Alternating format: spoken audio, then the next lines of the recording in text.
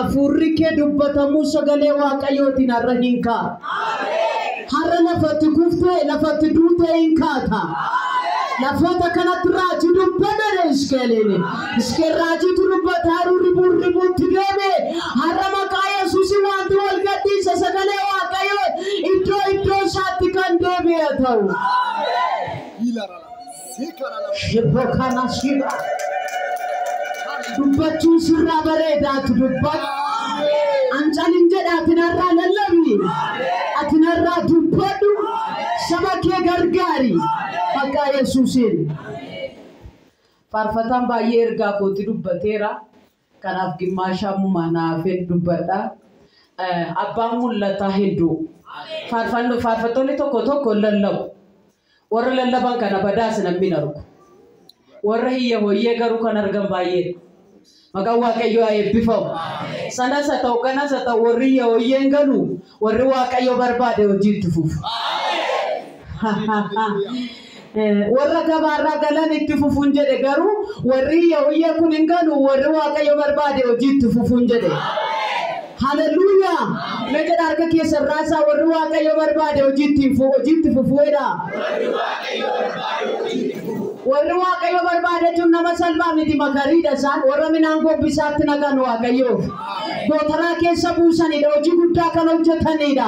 Isa isaan gootaraatti naqan kan adda baasu abiddi dhufaa'idha. Kanaafuu warri yaada Waaqayyootiin deeman numa lallabu. Irraatu faarfannaadhaanis faarfannaa hunda qabeessa akkasii waldaa kanaaf Waaqayyoo gadhiisu. Maqaan Waaqayyoo bara baraan eebbifamu. Mee faarfataa kanaan Waaqayyoo si haa eebbisuudha. Ayyaana isaa siif baay'isuudhaani.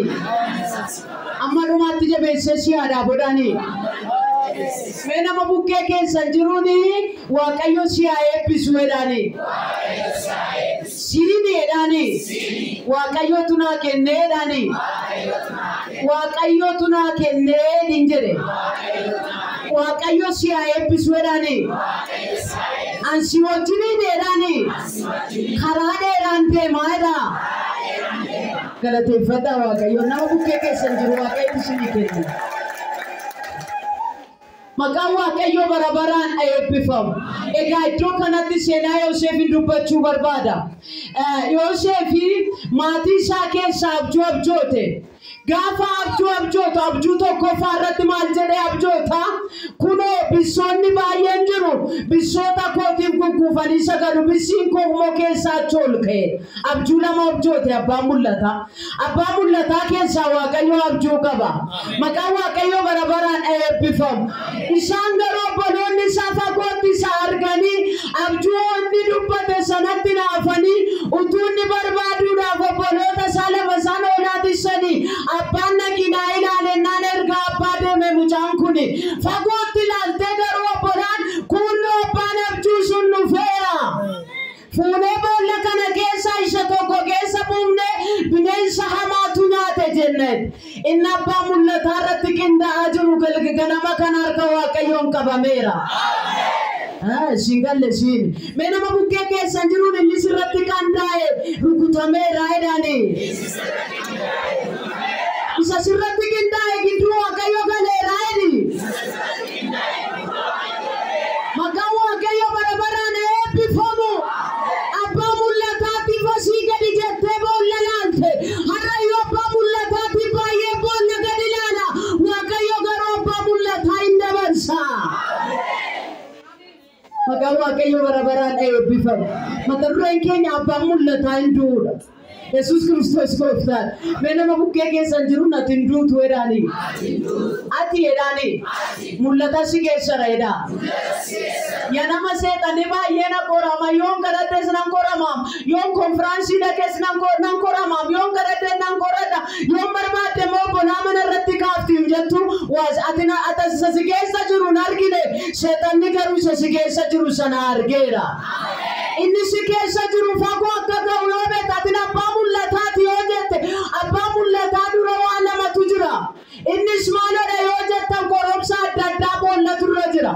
Abbaa mul'ataa tokko maqaa sin balleessu. Jesus Christos gooftaan. Waan nama garramu garuu abbaa mul'ataa sin dhokachuu danda'a. Waaqayyo garuu dirree irratti mul'atu tokko qopheesseera. Abbaa mul'ataatiif dirree namatu qopheessa miti.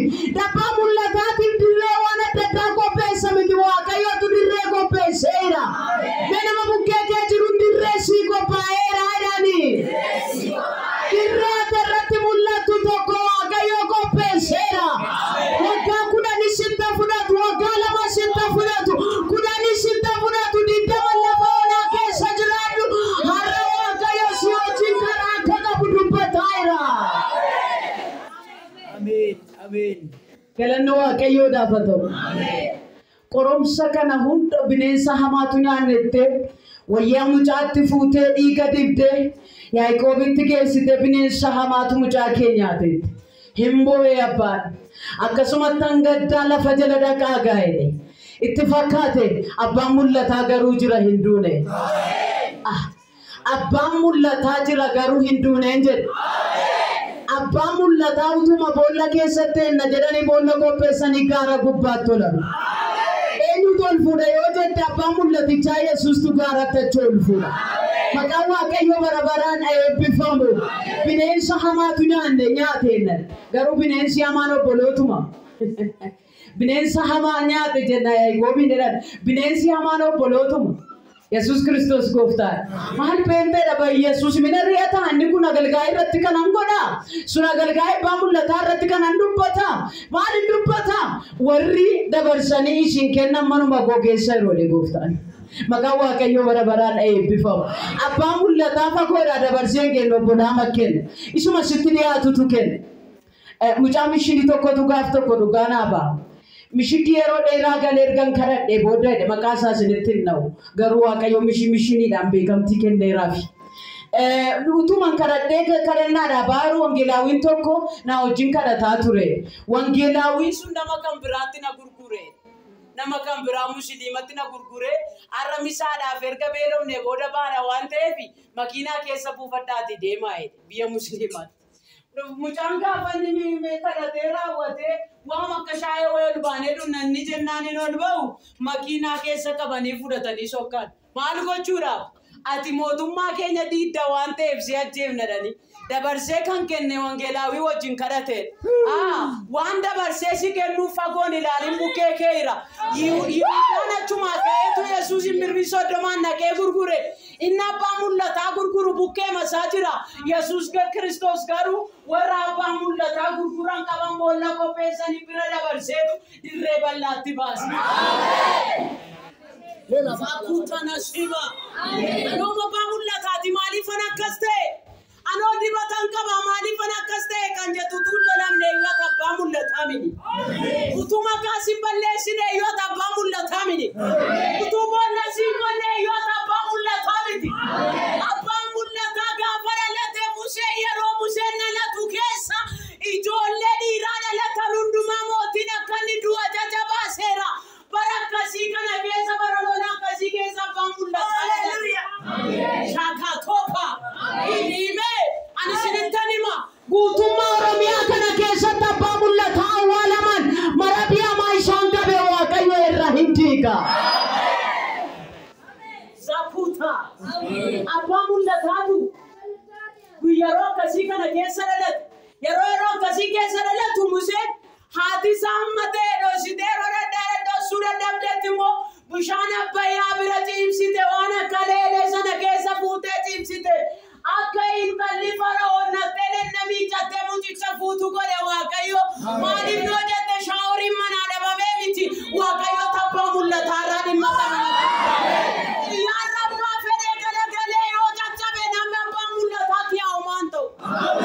Kakuutana shiba. Fuulli qulqulluun amma natti dhufeera. Waan tokko isinitti mul'ata baattee kan dhokatte abjuu baattee kan dhokatte dirreen tokko dirreen qabanii irratti sinnoosine tokko waa'ee keef qophaa'e. Waatu ta'e ijoolleen essee baay'eedha. Atee ba'ee mul'ateera beelaaf gateettii qaba naannoo magaalaa oolaaf. Lakkeedhe waatu jiraedha ijoolleen kee kanuma gaafa jedhamuun hinkoo tokko haftee lafa horii jirti. Amma Daawit dhufu tomtuu ta'uu hin danda'u. Zakatupa. Barana abbaa mul'ataa ammatti dabalamtu tomtuu ta'uu hin danda'u. Siningale. Sagale kana furri keessan kan jedhu baay'een akka jirtan Waaqayyo halkanatti dubbate. Akka jedhe Phaawulos markabattiin akka jajjabdu akka isheen baddu garuu lubbuun nama tokko homaa akka hin taane natti dubbateera jedhe. Sagalee kanaan namoonni akka ceetan ganaa dhuga ba'umsa gurguddaa akka dubbatan hafuurri Waaqayyo halkanatti himeera.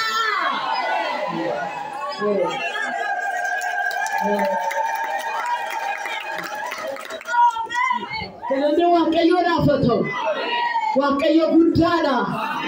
Amma Daawit dhufutti malee homtuu ta'uu hin danda'u jennaan akka nufuuyyuu barbaadu Saamu'eel nama irra laalaan garaan ilaalanii Yesuus. Amma mee fa'uusaa isaa karaa kee keessatti qabeetu Yesuus wanta ittiin dhokattee sanaan baasee si mul'isa. Nama bukkee kee rukuti baatee mul'atteeri. Utuu sagalee kana lallabaa jiru addunyaa Afrikaa irratti addunyaa irratti kan mul'atan dubartoonni wangeela lallabdan akka kaatan hafuurri Waaqayyoodhaan himeera. Yesuus Kiristoos gooftaadha. Hallelujah. Reezak. Abbaa mul'ataa wayyaa isaatti dhiiga dibde. Goomsitee sobaan du'eera badeera itti. Harrayyuu jirti gabaara warri kana gootu.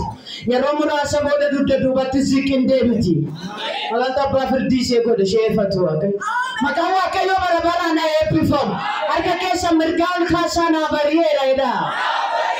Kan itti fufiitu naa bari'eera jedhi. Alamnash jedhi naa bari'eera jedhi.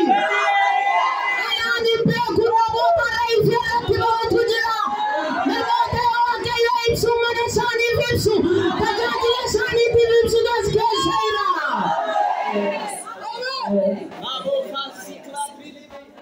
Maqaan Waaqayyo bara baraan eebbifamu.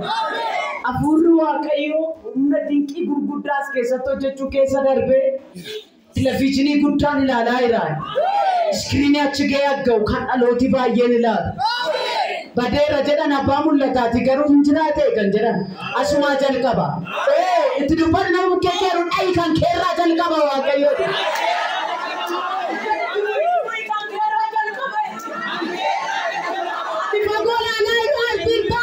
Waaqayyo kan keerraa jalqaba.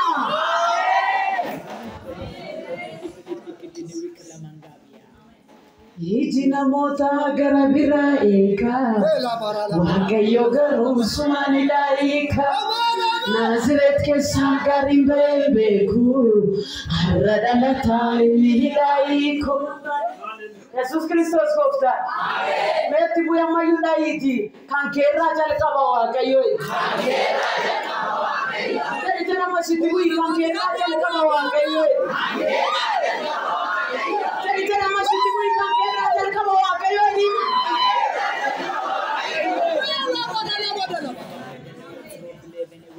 Galanni Waaqayyoodhaaf haa ta'u. Egaa abbaan mul'ataa hin du'u. Sobduutu uffata isaa dhiigatti dibe malee abbaan mul'ataa jira. Maqaan Waaqayyo bara baraan eebbifamu. Waaqayyo abbaa mul'ataa kanaaf ka'e. Abbaan mul'ataa kanaaf ka'e. Hojii ergamootaa boqonnaa 7 lakkoofsa 9 hanga 14tti dhaqanii yoo ilaaltan kun hundumtuu darbee. Barri rakkinaa kun hundumtuu barri obbolaan boolla keessa buufte darbee barri wayyaa isaatti dhiigi dibame darbee mootii Gibxii duratti Waaqayyo ogummaadhaaf simboodhaan hin mul'iseedha Yoosefiin. Waaqayyo Yoosef har'as Waaquma keeti. Maqaan Waaqayyo bara baraan eebbifamu. Abjuu sana lafanii ga'u barbaanne ajjeefteette garuu harka isaarratti harka abbaa mul'ataa lafa jedhanii sana dhaquun dirqama. Himee lafa abbaa mul'ataa sana abbaa mul'ataa irratti kaan sana harka isaa dhaquun dirqama. Isin warra akkas taatan kun yoo humtu deemee isin akkana ture gooftaa. Yoo bira dhaqaa jira harka isaa keessa jira achi dhaqaa jedhe. Yoo bira dhaqaa jedhe ansittan himaan warruma si ari'ate dhufee harka keetti fayyaa. Warruma boolla siif qopheessatu dhufee harka keetti gala. Mee harka kootti dhufee galeeni. Singale harka kootti dhufee galeeni. Himee kanaamaan itti fannifame fannoo manuma hamaa keessa ture malee mana mootummaatti hin qophoofne Mardokiyaas faan hin qophoofsine Asteer faan hin qopheessine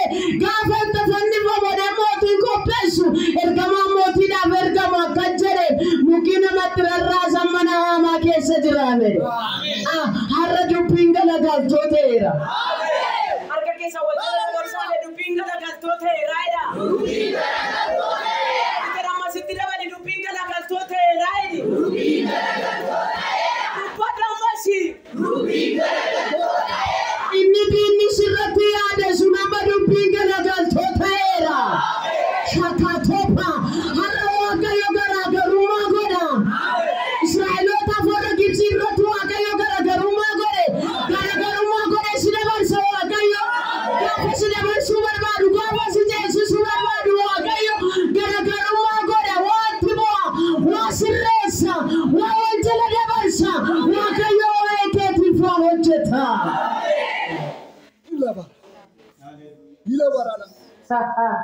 Girgirri uumame malee hin ta'u.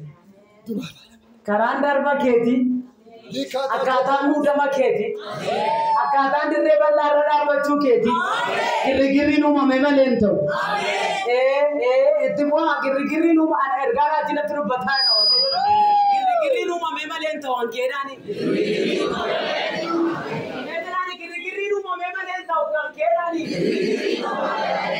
Abbaan mul'ataati mul'ata biyyaa baata Elizaabeetu hariyaata sababa waa balleessee mini waaqa tolfamaa ishee waan kaleef daagomini hin hariyaateen barbaadde nama akkasiitu kararra deemu wallaale karaa dheeraa deeme erga deeme booda muka jala ciise lafanni ciisee jirutti ergamaatu ergameefi ergamaan ergame Eliyaas ka'ii nyaadhu ka'ii dhugi karaa dheeraatu dura kee jira edeeni. Mira tumtofu marratti dubbadu karaa dheeraa dura koo Israa'eli. Elizaabeet afurri biyya Itoophiyaa keessatti hojjetu Oromiyaa keessatti hojjetu akka jedhu miti waa'een kee karaa dheeraatu dura kee jira.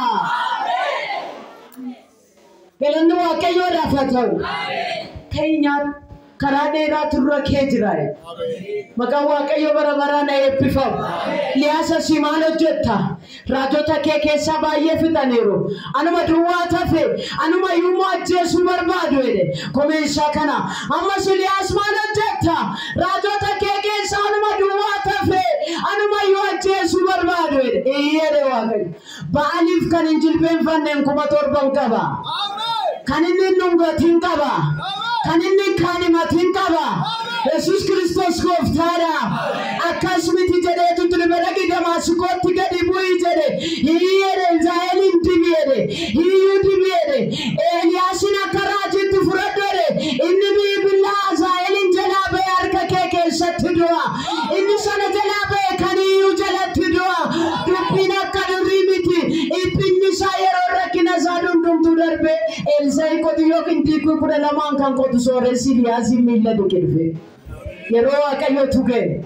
Maqaan Waaqayyo bara baraan eebbifamu. Yeroo nariyaatamaa darbeera waan nyaatan dhabanii muka jala ciisan darbeetu Waaqayyo bara fide. Gaafa Waaqayyo bara fide Elsaa'i nama isa duukaa bu'ee isaaf ergamuu jalqabe bara dhufe. Mee nama bukkee kee jiruun bara sii dhufeedhi. Barasii dhufe. Waan tokko isinitti himu akka macaafa kana qo'adhetti abbaan mul'ataatiif utuu hin darbiin hin hafu. Abbaan mul'ataa utuu hin mul'atin hin hafu. Maaliif kun yaada Waaqayyooti. Maqaan Waaqayyo bara baraan eebbifamu. Egaa yeroon sun hundumtuu darbe yeroon Elsaan miilla dhiquuf yeroo Elsaan isaaf ergamuuf sun iyyuu darbe yeroo ergamoonni isa simatan utuun du'in utuun hin awwaalamin ganaa saaxinii bitamatuun jedhin gara Waaqayyootti ulfinaan yeroon nu fudhatamu argani. Maal barbaadda Elsaa'i? Ayyaanni sirra jiru dachaa lama narratti haa ta'u jedhe. Argeera kaa ulfinichi ulfina abbaa mul'ataatii wajjin jiru barana seexanii danda'een ilaala. Sin hin galle ulfina si wajjin jiru moo? Maqaan Waaqayyo bara baraan eebbifamu. Nama bukkee keessan jirutti bu'aati ulfina si wajjin jiru barana seexaniin ilaaluudha. Abbaan mul'ataan du'u ari'atamuyyuu wayyaa isaatti dhiigi dibamuyyuu ajjeefamuu barbaadamuyyuu eeggatamuyyuu Waaqayyo abbaan mul'ataa bira dabarsa. Bira na dabarsa Waaqayyoodha. Asiin booda utuu baatanii eeboo utuu baatanii bira dabarsa Yesuus abbaan mul'ataa. Abbaan mul'ataa isa eeggatamu sana laalee gidduu darba. Maqaan Waaqayyoo bara baraan eebbifamu. Daawitiin ari'atame Saa'oliin. Saa'oliin ari'atame Daawit. Saa'ol ajjeesuu barbaada. Yeroo Saa'ol dheebootti darbatu Daawit immoo gaachana dura qaba. Maqaan Waaqayyoo bara baraan eebbifamu. Sun hundumtuu darbee gaaf tokko akka jedhe. Sun hundumtuu darbee akka jedhe. Amma nagaa tiraadhaan ijaarame keessa jiraata. Saanduqi kakuu Waaqayyoo garuu golgaa akka dukkanaa keessa jiraata. Maqaan Waaqayyoo bara baraan eebbifamu. Innaan Naataani waanuma gaarii sitti fakkaata godhi kaasii wajjin Waaqayyootu jira. Dubbiin akkas ta'uu dide Naataan halkan gaafa rafu Waaqayyoo ani Daawitiin utuun taane mucaa isaatu mana koo keessa mana koo naa ijaara. Dhaqiitii ittimi. Saanduqi kakuu kootii geggeessitoota baay'een turaniiru. Yeroo geggeessitoota Israa'el keessaa kan ka'aniin isa kanaanis mana naa ijaaren jenneen. Isa kanaanis mana naa ijaaren jenneen. Abbaa mul'ataa isa lafa oolaatti barbaadamee dhufe garuu mucaa isaatu mana koo naa ijaare. Kakuu Waaqayyoo abbaa mul'ataatti wajjin jalqabu isuma wajjin xumurama miti ijoollee isaatti illee hin darba. Rakatee pakuupa nama bukkee kee jiru qabadhu mee qabe harka isaa qaba harka ishee qabi dibati Waaqayyoo sirra jiru edii dhibee si duwwaa utuu hin taane edini ijoollee keenya hin geggeessaa edini. Abbaa mul'ataatti wajjin Waaqayyoo adeemsa karaa dheeraa qaba. Shala papa tupa namoota korojootti wanta akka burtukaanii fakkaatu. Ija akka baddeessaa fakkaatu. Borsaa isaaniitti namnaqatanii ka'anii fiiganii argaaran gubaa'ii kana keessa. Afurraan gaafa ilaalu. Korojoo isaaniitti naqatu fiigichaaf qophaa'u. Maayinni kun gooftaa koonnaan namoota warra hojii wajjin jalqabeedha. Maayinni isaan korojoo isaaniitti naqatan ennaan korojoon kun sagalee koo ishee hin banneedha. Ani iddoo isaan dadhabanitti humna nan ta'aafi. Warra du'ii fuula isaanii jiru jireenyatti nan geeddara. Karaa dheeraa wajjin hin deemaatii itti meeree Waaqayyo. Shalaafi kafatuudha. Nama bukkee keessan jiruun ija Waaqayyoo si ilaalaa jira jedhanii. Lubbuun dhiiraa tokko gubaa'ii kana keessa jirta. Yeroo wangeela fudhattee irra lafaa kanarra kaattuun ilaala. Paaworii guddaadha. Shalapapatupa. Zaakuya masee. Wangeelli ati baattu kun guca qaba. Guca kanarra namoonni qabsiifachuuf hin fiigotis kan taffettee yerooti achitti qabsiisa. Deemtu hojii wangeelaatiif adda baatuun arga. Sagalee lallaba bokanaan namni Waaqayyo si muudaa jiru jirta. Hojii isaatiif Waaqayyo adda kan si baasaa jiru. Hojii isaatiif Waaqayyo si muudaa kan jiru. Rakataapa yeroo meeqa akka ka'uudhaaf kaatee adabdee haala laaltee kan deebite akka ittiin qabamnetti Yesuus si fiirsisuu jalqaba.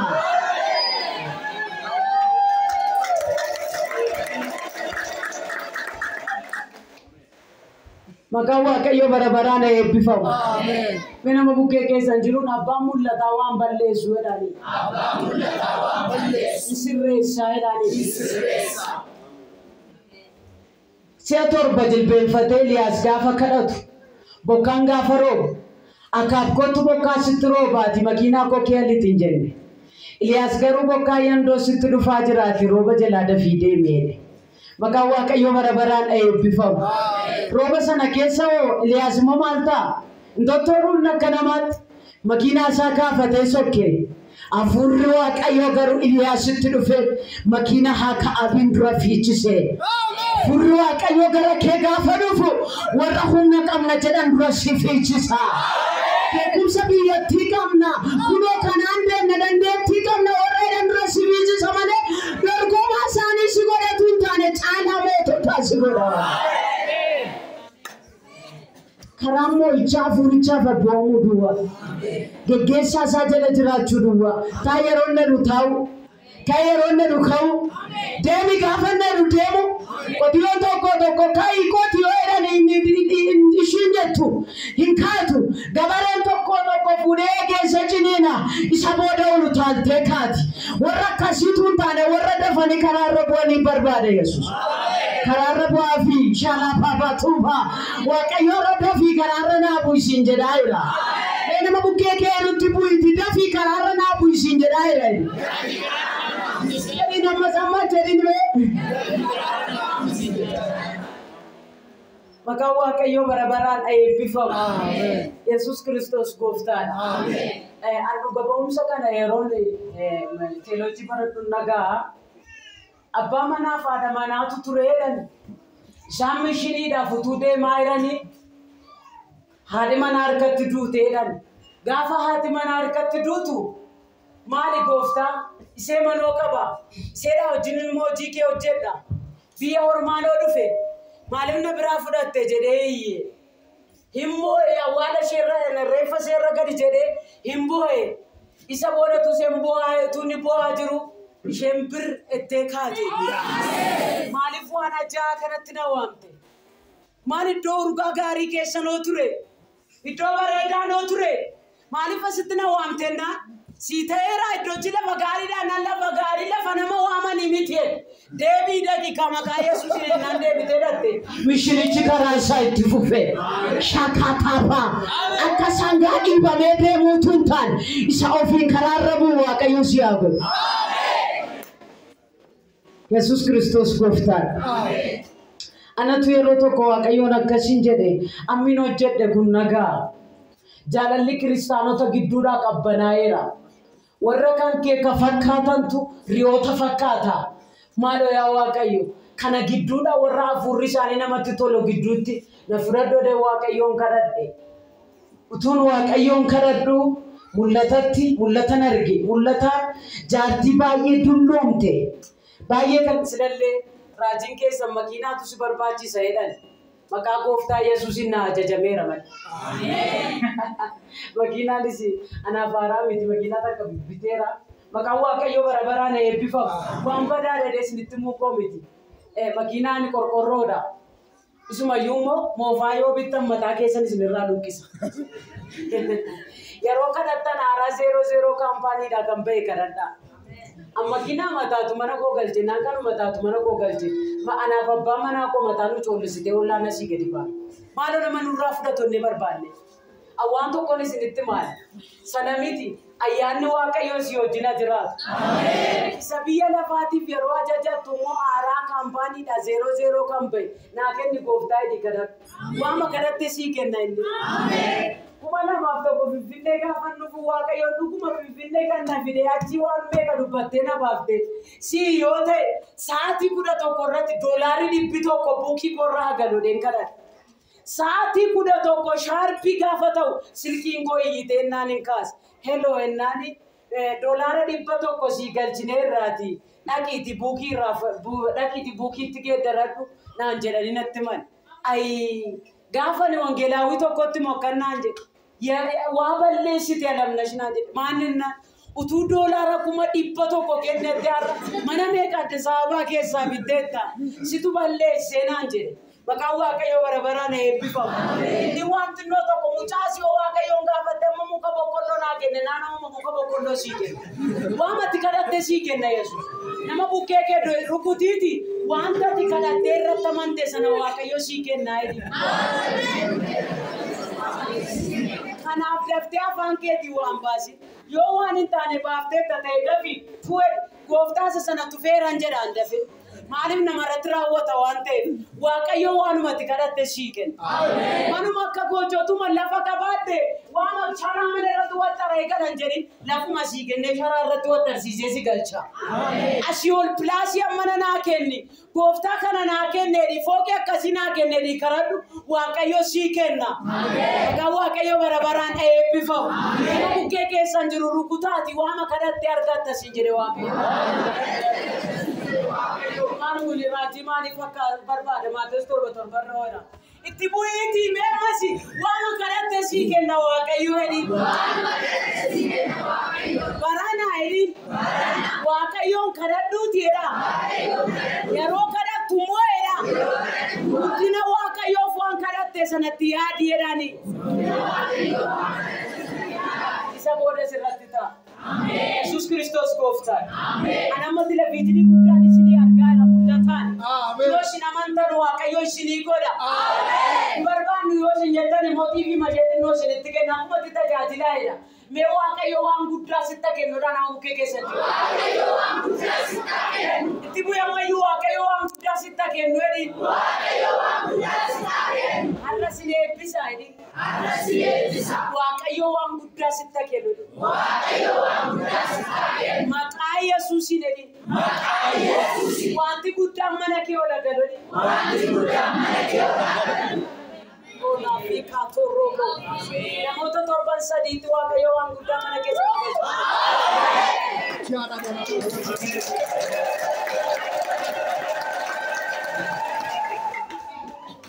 ilaannu gaansinii waldaa makaana Yesuus burqaa bishooftu gaafa naqe wangeelaawwata hunduma kiraayii keessa jiraata luboota. Waldaan immoo iddoo dhiphaa irratti asii daballamoo siin daballe. Maqaan Waaqayyo bara baraan eebbifamu. Maandisoota mana rukutan hin arge maa ennaan sabni kun ishee mana kiraayii keessa jirtu mana jaarratte mana seetti galti naan jedhu. Amma chiyoodattan biisiidhaan hundumtu mana jaara. Yeroo daqiiqaa tokko sinaa sobsiisuu qabu. Mee nama bukkee kee irratti bu'iiti ati hin beektu ammatu lallabamu waa mana kee ol galeeraa jedha.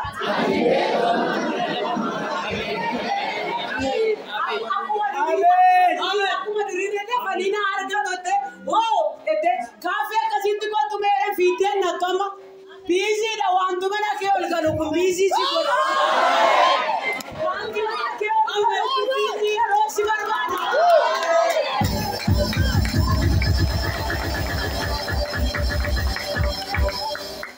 Benda kuya mashi. Rajiin kun iddoo kana jiru guyyaa isheen dubbatte iddoo sanatti raajii dubbatte kaate Waaqayyo mana koo keessatti akka gochuu jalqabe kan jettan baay'eedha keessa. Egaa Waaqayyo kunoo isin argaan jira. Jedha amantii keetti dabale ergaan dhufeera sagaleen dhufeera sagaleechi waan hundumaa dura tureedha. Sagaleechi waan hojjetu of keessaa qaba. Sagaleechi lubbuu qaba. Waaqayyo gaafa si barbaadu si gargaaru barbaadu biifee hojjeteetu kana yaadu siin jedhatuun taane sagalee si erga. Sagalee sana yoo tamante liiftii suna choolsi gochuu jalqaba. Rakkoo kasoofa hara liiftiin ulfinaa kunoo si fuudha.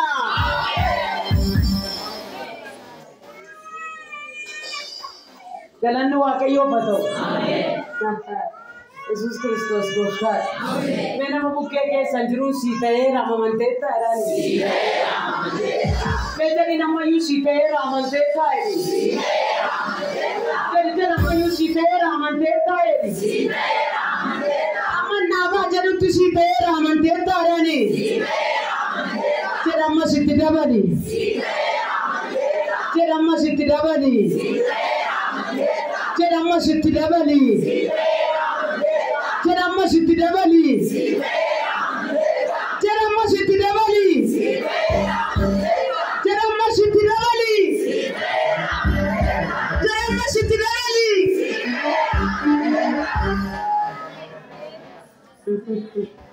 Shalaba baba tuba. Baay'ee keessan lafa sin jirtan jiraatanii amantiin dabali. Hamma dafanii qabatu mali. Inni xinnoo booyyee qabu leqasuma deemamina jedhu.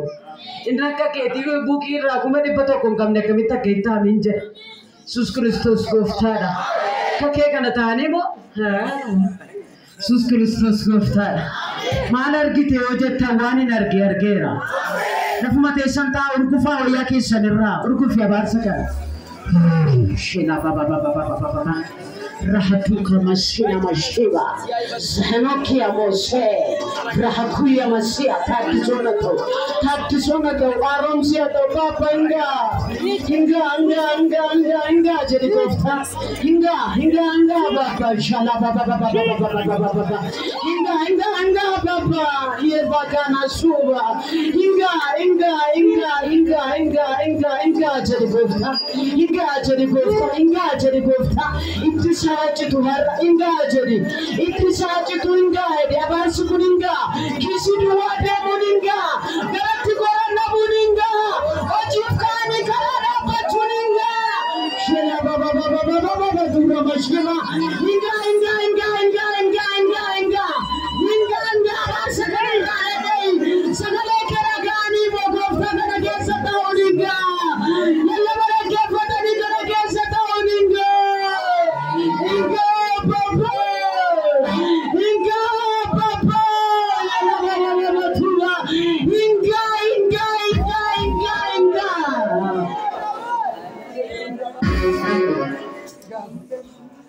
God.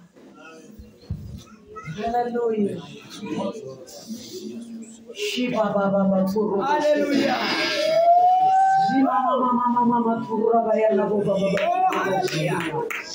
Shakuta la bandoro boshema. Jakuya mashi roho katuka yama.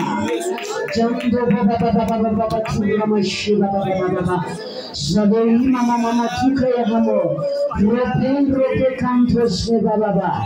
Shabuna kia ora sheba. Kanto rashika kakakaya hamose. Inga gofta.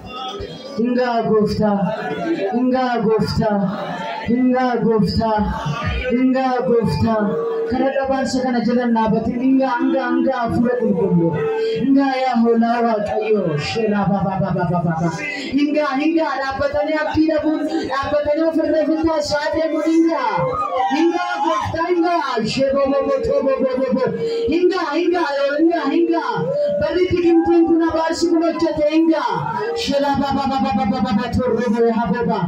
Ulkhane kana nalalla tumure rashalon gara kana natidabara. Hallelujah. Namoota sagmaara na bira afurtani bisiniin kadhadha. Amen. Beeku kan isin qabdan ayyaanni Waaqayyoo dibanni Waaqayyoo narrakaa hiyyeessan sooromsa. Gatarii keessatti kan hin beekamne baay'een isaanii biyya Ameerikaatti beekamtii argatanii. Finfinnee keessatti namoonni baay'een fookii ijaaraniiru. Waldaa kiristaanaa baay'een ittiin guddatteetti. Kan siyoomse hafuura Waaqayyoo mitiin ga'a. Namoonni hafuurri kun isin irratti hojjete amma dandeessanii illee hin dhaabbattan. Uumaan kan sirratti hojjete. Kabaaraa kan deemtu tikintiin abaarsi. Roo kana abidda Waaqayyootiin hin gubatee hin cabaa. Qabarriin kun hin cabaati immoo jalaa baata. Asii baatee Waaqayyo balbala hojii sii bana. Karaa sii bana kan kaleessa sitti cufaa ture. Tikintiin kaleessa sitti cufe. Abaarsi kaleessa sitti cufe. Boo akka dirreemtu kan godhe har'a abidda wafaa Waaqayyoo keessaa ba'uun hin nyaatama. Har'a Waaqayyo hin ga'aa jedheera. Waldaa kana keessa kan waaqeffattan hin ga'aa jedheera Waaqayyo. Ati dhimma kee fuutee deemuu barbaadde malee Waaqayyo har'a booda hin ga'aa jedheera. Hin ga'aa jedheera. Shaakuu kakasheeba. Riponda. Jeladia. Fura barsa. Barsisa kana deemsifte. Tafura digimte afura challe. Bifa daddan kan hojjetamte. Namoota baay'ee yuma jalatti kan kuffifte. Kishii duwwaadhaan kan meefte. Maqaa gooftaa Yesuus Kiristoosiin sin abbooma. Yeroo kana kaatee bidda kana jala dhaabbachuu hin dandeessu. Honaan namoota kan rukutte. Duuki namoota honaan kan rukutte. Kishii namoota honaan kan rukutte. Namni abdii kutannaa jala akka jiraatu kan goote. Yeroon kee dhumeera. Saatiin kee dhumeera. Namoonni Waaqayyoon kadhadhaa raafaa. Namoonni har'a Waaqayyo mana keessanitti ol galu dandeessanii illee dhaabachuu hin dandeessan. Hafuurri Waaqayyo humnaan isin keessa hin darba. Amma yoomiin kan onaa kana keessa jiraadha. Amma yoomiin kan lafa onaa kana dabarsa hojjedhee duwwaadha. Jawween biyya kana taa'ee banamaa dhuguu isaarra hin qabama. Kan carraa keen fookii ijaarrate. Kan eebba kee qabee kan samargisiifate. Har'a kee waraantuu hamaatti darbateeraani. Kana booda eebba kee qabee dhaabbata hojiitti galta inni of jawweeraani. Rifeensa waraabessaan hojii keessa galee hojii kee ajibbaa. Waaqayyo balbala sirraa hin banaa. Maaliif warra kan Waaqayyo kanatti cufama kan jettan illee isin irratti Waaqayyo dinqii isaa hin hojjeta. Isin irra namoonni 17 argitee Waaqayyo dhaayitu. Waaqayyo mana keessanitti har'a isin wajjin hin gala. Har'a Waaqayyo mana kolaariyoo mana kee keessa jiru gadi hin baasa. Haraadha hojii kan walwallaatte kolaariyoo hojii kan teessu. Har'a Waaqayyo seenaa kee hin geeddara. Har'a Waaqayyo maqaa kee hin geeddara.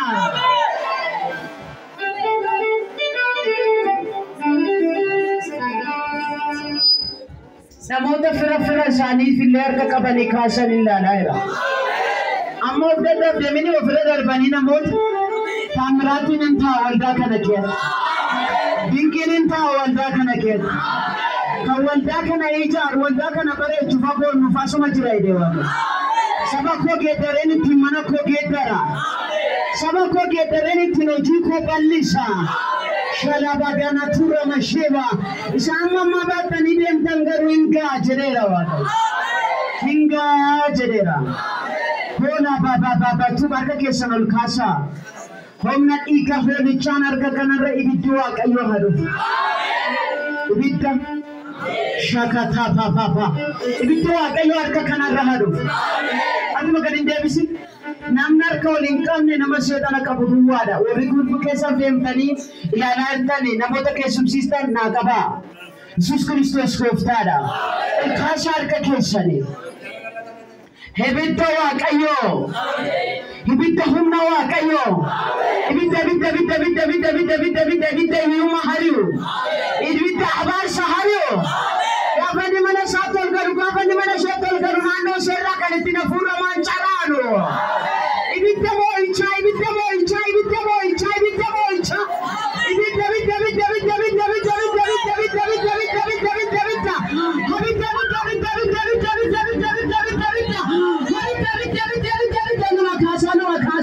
Namoonni foon keessattan waan foonii yaatan isin diina Waaqayyooti. Akka fooniitti kan yaadu diina Waaqayyooti. Shakatata sabbuu kana sheba harka kanarra bidda dhufu. Harka hojjetee milkaa'uu dadhabe kanarra bidda dhufu. Harka itti guddate kanarra bidda dhufu. Ibidda Waaqayyoo harka kanarra kotwe. Ibidda Waaqayyoo harka kanarra kotwe.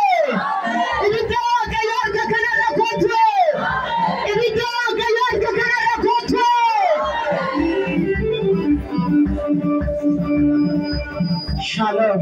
Nama bukke keessa jiru harka rakaa.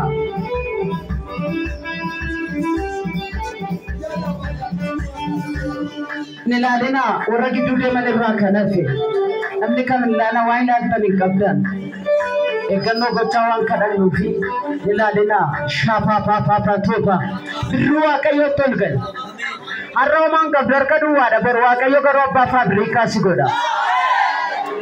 Arana matama bagarsiisu fira bagarsiisu yellofta bar Waaqayyoo eebba addaa sii kenna. Gaafa manaa ba'e ulee nama fudhadhee ba'e har'a garuu qabeenyi godhachaa lama ta'edha yaa'u. Maal dudda duuba kee fuuldura kee bonaa kan godhe fura Waaqayyoo miti. Har'a Waaqayyoo sadumaa sirraa kaasa kana. Harka godhu waan ba'e garuu har'a qabeenyi godhachaa lama ta'edha. Yaabes Waaqayyoon hin kadhate ati ko rakkinaan na deesse. Rakkinaan an guddate na eebbiseedhe. Waaqayyo isa eebbisuurraa kan ka'e obboloota isaa uwwisiisaa jiraateedha. Rakashana mama tupa. Eebban kadhataa irra eebbi Waaqayyoo kun mana kee keessa hin gala. Eebbi Waaqayyoo kun kiisii kee keessa hin gala. Akkatti eebbifamee kan godhe biqiltuu rifeensa mataa kee irratti kan hojjete. Uffata kee irratti kan hojjete har'a abidda kanaan hin qabama. Yala baba tuba masheba. Zebo torrobo yabo abidda.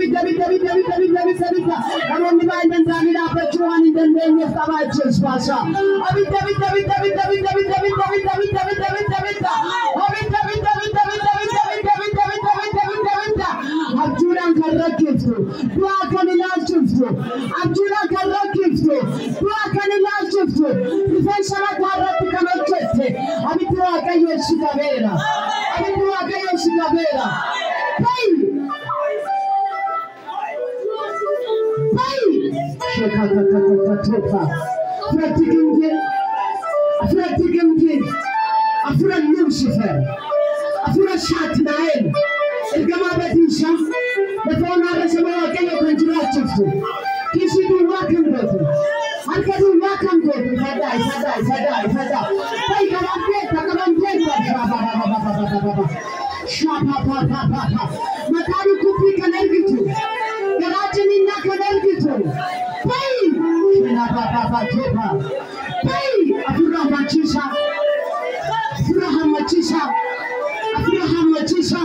Lafa manaadhaa kan rukutte. Abdii kan kudachiiftu. Anacheesha